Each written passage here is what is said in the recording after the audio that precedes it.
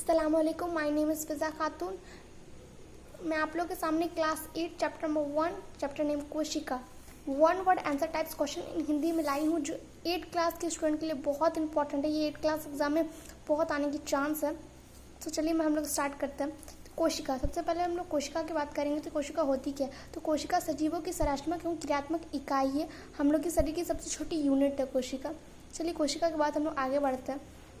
कोशिका की खोज किसने की, कितने ईस्वी में? तो कोशिका की खोज रॉबर्ट हुक ने की थी 1665 ईस्वी में। चलिए नेक्स्ट क्वेश्चन बोलते हैं। कोशिका को अंग्रेजी भाषा में क्या कहते हैं? तो कोशिका को अंग्रेजी भाषा में सेल कहते हैं। चलिए नेक्स्ट, सेल शब्द किस भाषा से लिया गया है? लैटिन भाषा से लिया गया है।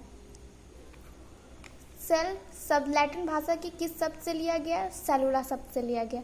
तो most important question for 8 class student, so please concentrate करके रखिए। सेलुला शब्द का अर्थ क्या है? तो एक छोटा सा कमरा। डैट मीन्स लैटिन भाषा के शब्द सेलुला से सेल शब्द लिया गया है, जिसका अर्थ कोशिका है, और सेलुला शब्द का अर्थ एक छोटा सा कमरा है। नेक्स्ट चलिए आगे बढ़ते हैं। जीवन की मूलभूत इकाई किसे कहते हैं? तो जीवन की मूलभूत इकाई कोशिका को कहते हैं। जैसे कि आप सब जानते हैं कि कोशिका हमारे शरीर की सबसे छोटी यूनिट है, तो ये जीवन की मूलभूत इकाई है। इसलिए आप जानते हैं कितनी इंपॉर्टेंट हो सकती है, इसलिए इनके नॉलेज लेना बहुत इंपॉर्टेंट है। चलिए आगे बढ़ते हैं। ये मेरा कोई क्वेश्चन नहीं है, मेरा पॉइंट है, ठीक है, इसलिए मैंने आरो दिया। रॉबर्ट हुक ने मृत कोशिका की खोज की थी। रॉबर्ट हुक ने कोशिका की खोज की थी, पर मृत कोशिका की खोज की थी। तो आइए जानते हैं कि जीवित कोशिका की खोज किसने की थी। इसी पे आधारित मैंने क्वेश्चन बनाया कि सर्वप्रथम जीवित कोशिका की खोज किसने की थी? तो एंटन वन लियोन हुक ने 1675 ईस्वी में जीवित कोशिका की खोज की थी। नेक्स्ट क्वेश्चन है मेरा, एंटन वन लियोन हुक ने सर्वप्रथम जीवित कोशिका किस में देखा था? तो प्रोटोजोआ में देखा था, जो एक तरह का सवाल है।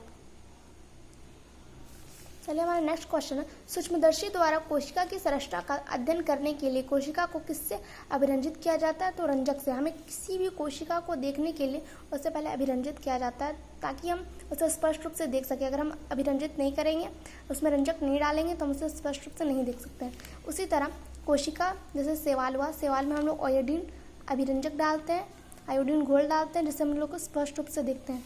वैसे कवक को कॉटन ब्लू डालते हैं, जीवाणु को ग्राम अभिरंजक डालते हैं, केंद्रक को सैफरडीन डालते हैं, कोशिका द्रव को ऑरेंज जी डालते हैं। चलिए मेरा नेक्स्ट क्वेश्चन है, किस कोशिका का आकार सबसे छोटा होता है? तो माइक्रोप्लाज्मा नामक जीवाणु का आकार सबसे छोटा होता है। ये एक जीवाणु है। चलिए, माइक्रोप्लाज्मा नामक जीवाणु का आकार कितना होता है? तो 0.1 माइक्रोमीटर, या माइक्रोमीटर से डिनोट करते हैं। सबसे बड़ी कोशिका किसका होता है? तो शुतुरमुर्ग का अंडा सबसे बड़ी कोशिका होती है। शुतुरमुर्ग का अंडा की लंबाई चौड़ाई कितनी होती है? तो लंबाई 170 mm और चौड़ाई 130 mm। ये बहुत मोस्ट इम्पॉर्टेंट क्वेश्चन है, तो प्लीज़ 8 क्लास स्टूडेंट ये याद कर लीजिए। मानव शरीर की सबसे लंबी कोशिका कौन सी है? तो तांत्रिका कोशिका, जिसे हम नर्व सेल इंग्लिश में कहते हैं। चलिए नेक्स्ट क्वेश्चन है, तांत्रिका कोशिका की लंबाई कितनी होती है? तो 1 मीटर। नेक्स्ट क्वेश्चन है, कोशिका की आकृति कैसी हुई? अभी तक तो मैंने आप लोग के आकार के बारे में बताया, अब हम आकृति में ध्यान देंगे। तो कोशिका अनियमित आकार की होती है, मतलब कोशिका की आकार नहीं होती, वो बहुत सारे आकार के होते हैं, जैसे गोलाकार, चौकाकार, भुजाकार। ये सब आकार की आकृति के नाम है, बहुत सारे आकार आकृति के होते हैं। इसमें एक पार्टिकुलर शेप्स नहीं है। नेक्स्ट क्वेश्चन है, कोशिका का समूह जिसकी रचना उद्गम तथा कार्य समान हो, वह मिलकर क्या बनाती है? तो उत्तक बनाती है। 2 या 2 से अधिक उत्तक सम्मिलित होकर किसका निर्माण करती है? अंगों का निर्माण करती है। तो इसे मैंने डायग्राम बनाया कि कोशिका मिलकर के उत्तक बनाती है, उत्तक मिलकर के अंग बनाती है, सेल मिलकर टिश्यू और टिश्यू मिलकर ऑर्गन। नेक्स्ट क्वेश्चन है मेरा, कोशिका की आंतरिक संरचना का अध्ययन, संरचना का व्यापक अध्ययन का विस्तार कब से हुआ? मतलब अभी तक तो मैंने जितना भी आप लोग को बताया तो वो सब बाहरी था, बाहरी संरचना का था। अब हम लोग आंतरिक संरचना के बारे में पढ़ेंगे, जो 19वीं शताब्दी में स्टार्ट हुआ। 19वीं शताब्दी में ही क्यों? क्योंकि उसी टाइम इलेक्ट्रॉन सूक्ष्मदर्शी का आविष्कार हुआ, जिसके बाद हम लोग उसके आंतरिक संरचना के व्यापक अध्ययन का भी विस्तार हुआ। चलिए, कोशिका के मुख्य कितने घटक हैं?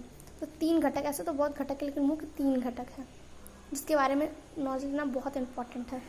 चलिए, कोशिका के मुख्य 3 घटक कौन कौन से हैं? तो कोशिका झिल्ली, कोशिका द्रव और केंद्रक। नेक्स्ट क्वेश्चन, कोशिका का सबसे बाहर का आवरण या घेरा क्या कहलाता है? कोशिका झिल्ली, सेल मेम्ब्रेन। यही है कोशिका झिल्ली, जो मैंने आप लोग घटक बताया वही कोशिका झिल्ली, सबसे बाहर का आवरण। चलिए नेक्स्ट क्वेश्चन हमारा 24। पौधे की कोशिका में कोशिका झिल्ली के बाहर के आवरण को क्या कहते हैं? तो कोशिका भित्ति। जंतु कोशिका में सबसे बाहर की आवरण कोशिका झिल्ली होती है, लेकिन पौधे कोशिका में सबसे बाहर की आवरण कोशिका भित्ति होती है, जिसे इंग्लिश में सॉल वॉल कहते हैं। नेक्स्ट क्वेश्चन, कोशिका में कोशिका झिल्ली के बाद का आवरण को क्या कहते हैं? जैसे हम भाग भी कहेंगे, उसके बाद के भाग को क्या कहते हैं? तो कोशिका द्रव, जो मैंने आप लोग घटक में बताया था। तो काइटोप्लाज्म इसको इंग्लिश में बोलते हैं। कोशिका में कोशिका द्रव के बाद या कोशिका के मध्य भाग स्थित भाग को क्या कहते हैं? कोशिका में कोशिका द्रव के बाद या कोशिका के मध्य स्थित भाग को क्या कहते हैं? तो केंद्रक, न्यूक्लियस भी कहते हैं उसको।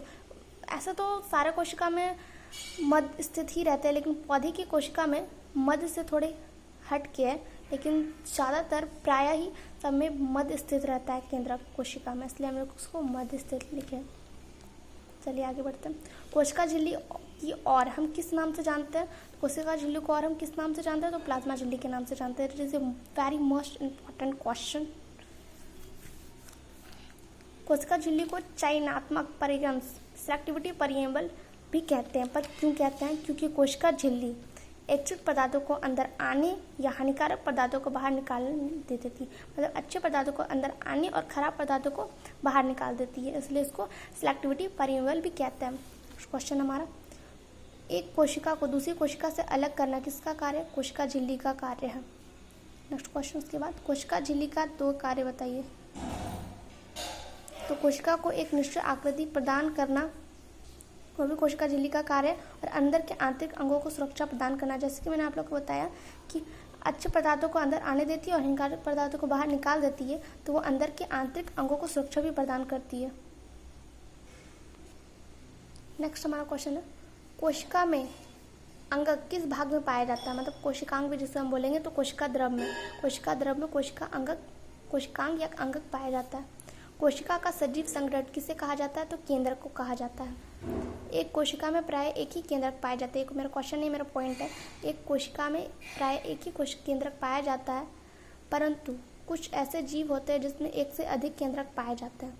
इसी के आधार पर मैंने क्वेश्चन बनाया कि किस कोशिका में 2 केंद्रक पाए जाते हैं? तो पेरिमीशियम की कोशिका में 2 केंद्रक पाए जाते हैं। पेरिमीशियम एक जीवाणु है। किस कोशिका में बहुत सारा अनेक केंद्रक पाए जाते हैं? तो राइजोपस। ये राइजोपस जो कोशिका है, इसमें बहुत सारे केंद्रक पाए जाते हैं। दूसरा क्वेश्चन है, किस कोशिका में केंद्रक अनुपस्थित होते हैं? अभी तक तो मैंने बताया कि किसी में 1 2 है, किसी में बहुत है, तो ऐसी भी कोशिका जिसमें अनुपस्थित है ही नहीं, तो लाल रक्त कोशिका। लेकिन किस जानवर के लाल रक्त कोशिका में केंद्रक उपस्थित है? लेकिन एक ऊँट ऐसा एक जानवर है जिसके लाल रक्त कण में केंद्रक उपस्थित है, बाकी सब में नहीं है। जीव द्रव किसे कहते हैं? कोशिका द्रव तथा केंद्रक के रंध्रों से निकलकर केंद्रक द्रव कोशिका द्रव में मिल जाती है, इसे जीव द्रव कहते हैं। कोशिका द्रव के बारे में हम लोग को बताया है कि कोशिका द्रव एक जली जैसा पदार्थ है तथा केंद्रक के रंध्रों से निकलकर केंद्रक द्रव भी होती है जो केंद्रक में पाई जाती है। तो कोशिका द्रव केंद्रक द्रव दोनों मिल जाती है तो जीव द्रव का निर्माण होता है। चलिए, जीवन का भौतिक आधार किसे कहा जाता है? तो जीव द्रव को कहा जाता है। जैसा कि हम आप लोग को बताया कि जीवन का भौतिक आधार जीव द्रव को कहा जाता है, पर क्यों कहा जाता है? क्योंकि जीवन की सारी क्रियाएं इसी पर निर्भर रहती है। नेक्स्ट क्वेश्चन हमारे, कोशिका के केंद्रक को किस अभिरंजक द्वारा अभिरंजित करके सूक्ष्मदर्शी द्वारा देखा जा सकता है? तो कोशिका के केंद्रक को हेमाटॉक्सिलिन अभिरंजक द्वारा अभिरंजित करके देखा जाता है। इससे केंद्रक स्पष्ट रूप से दिखेगा हम लोग को। केंद्रक में धागे के समान संरचनाएं भी होती है जो अनुवांशिक गुणों को जनक से पीढ़ी दर पीढ़ी स्थानांतरित करते हैं, जिसे हम किस नाम से जानते हैं? तो गुणसूत्र नाम से जानते हैं। It is very most important question. Next, कोशिका भित्ति पौधे में क्या कार्य करती है? केवल पौधे में ही क्यों पाई जाती है? पौधे, तो मेरा आंसर होगा कि पौधे तो चल नहीं सकते, इसलिए परिवर्तन से आसानी से प्रभावित हो सकते हैं। तो वो अचानक गर्मी और अचानक ठंडे हो तो उसको नुकसान पहुंच सकता है, जैसे ताप में परिवर्तन, अचानक ताप में परिवर्तन, तीव्र गति से चलने वाली हवा, बहुत तेज़ी से हवा चल रही है, वायुमंडल नमी है, से पौधे को तकलीफ पहुंच सकती है। इसलिए पौधे को कोशिका झिल्ली के बाहर एक मोटी परत होती है जिसे कोशिका भित्ति कहते हैं। कोशिका भित्ति का यही कार्य है कि वो पौधे की कोशिका को आराम पहुंचाता है, तकलीफ नहीं देने देता है, उसका सुरक्षा करता है। तो जो मेरा वीडियो एंड तक देखे, थैंक्स फॉर वॉच। अस्सलाम वालेकुम।